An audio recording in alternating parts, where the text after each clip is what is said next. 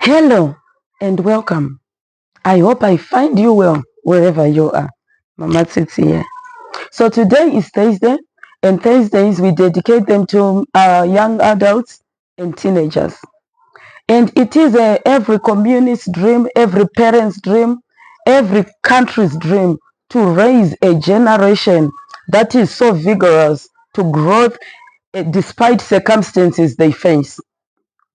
The youth of today, that teenager of today, that boy you see today, that 20-year-old you see today, they are the adults of tomorrow. They are the leaders of tomorrow. They are the parents of tomorrow. So today we want to talk about the youth and the young adults, the challenges they face. You know, these youth and these young adults, they need empowerment to pursue journeys that will provide long-term fulfillment for our nations. And in this day, unfortunately, many teenagers end up hopeless and lonely.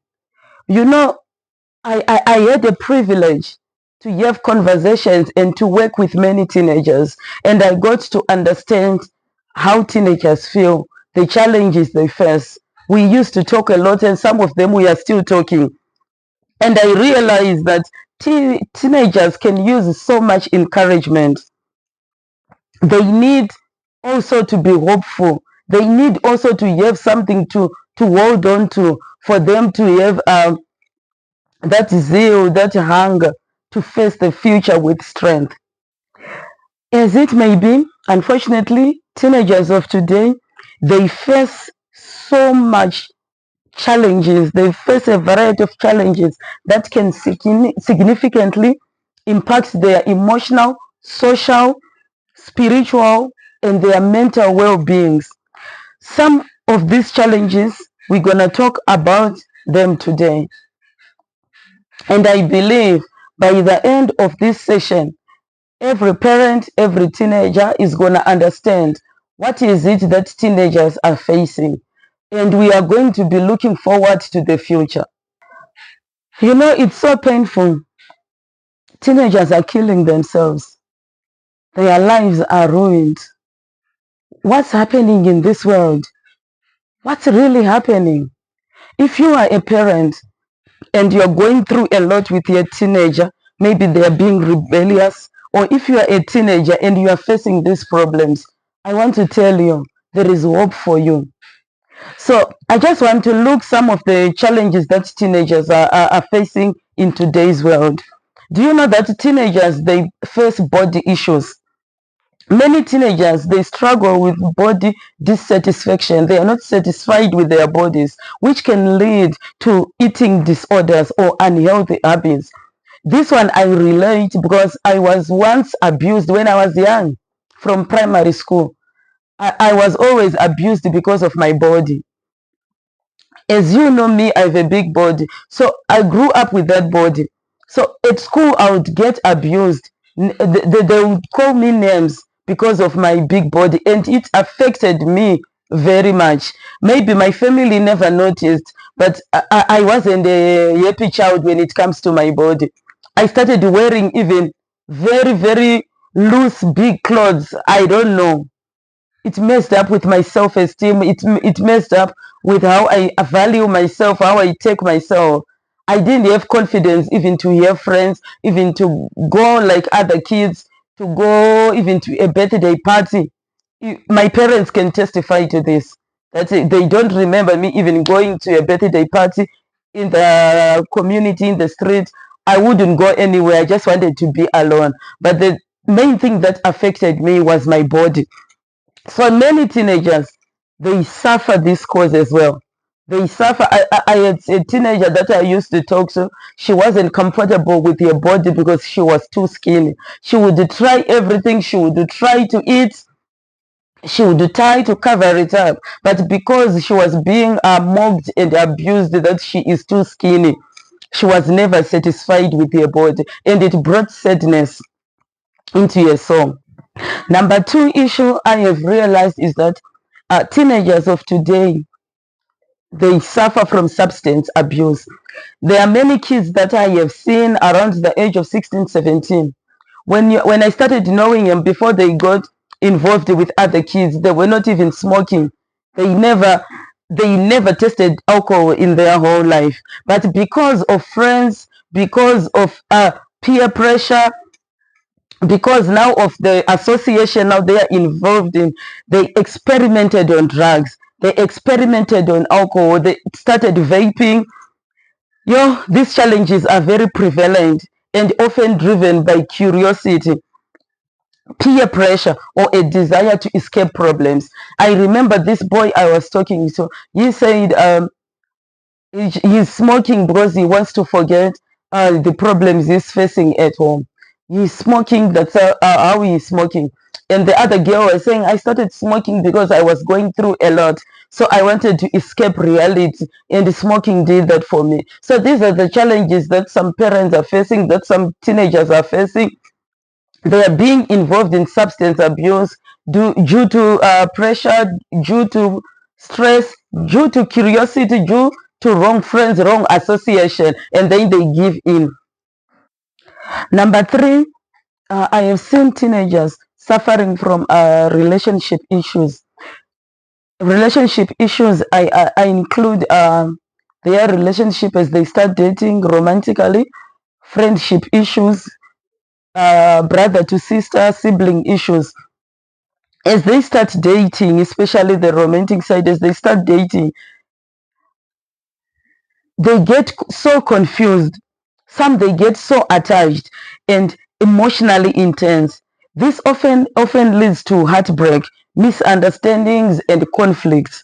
I have seen teenagers trying to take their own lives because they feel the boyfriend had used me. They get so attached, they misinterpret everything. No one has set them down and explained to them the stage they are in. Their hormones are like the fuel in what and how they think towards these relationships. Some teenagers, when the friends are no longer in their lives, they get so hurt.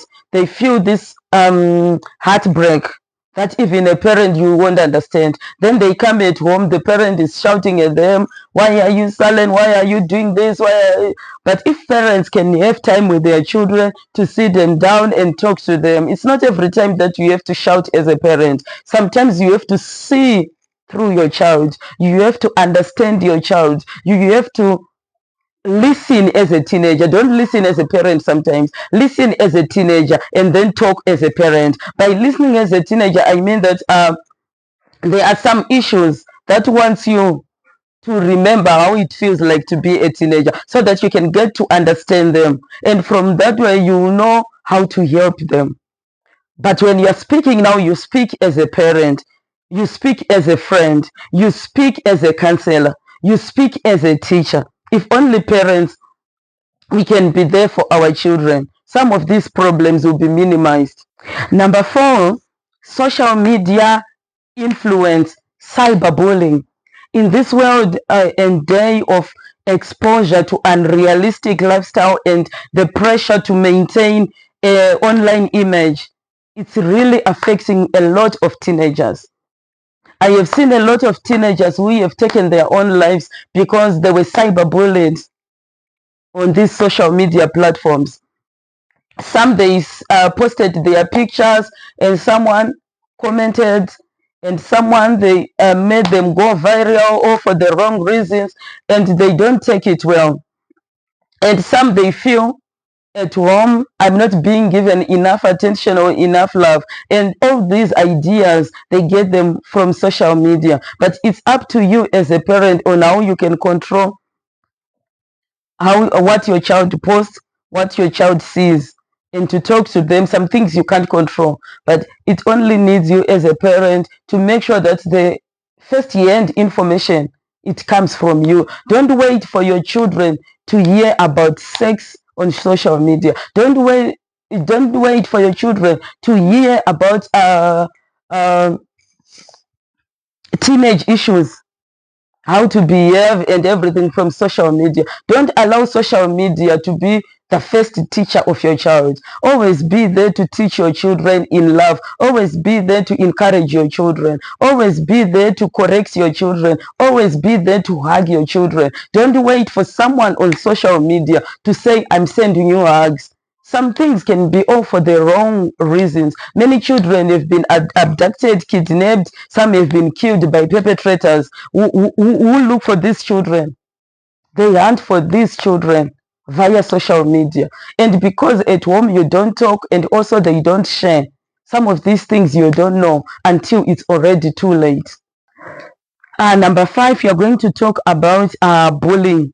Do you know that as a parent, lack of parental support to your child, if you lack to give your child parental support, it can create emotional turmoil and insecurities in your own child. Now here we come to bullying. Whether it's physical, whether it's verbal, it can severely impact your own child, your own teenager's confidence and mental well-being. You know, I have talked to kids who were falsely accused at school or at home. The parents, they don't want to listen to the child. The children were falsely accused. It has left a very, very, very negative impact in their confidence, because they know whatever they do, the parent will not believe that they are not the ones who took this thing. The parents will not believe that they are not the ones who did this. So parents, just know that your children at school, in the community, they suffer a lot from bullying, and sometimes even at home. Another sibling bullying another sibling, it can leave a big, big negative mark on your children's emotions.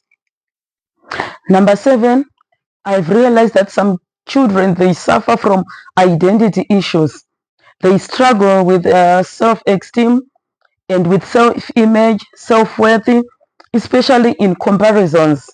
Whether it's at home, at school, social media, parents, don't compare your children to another child.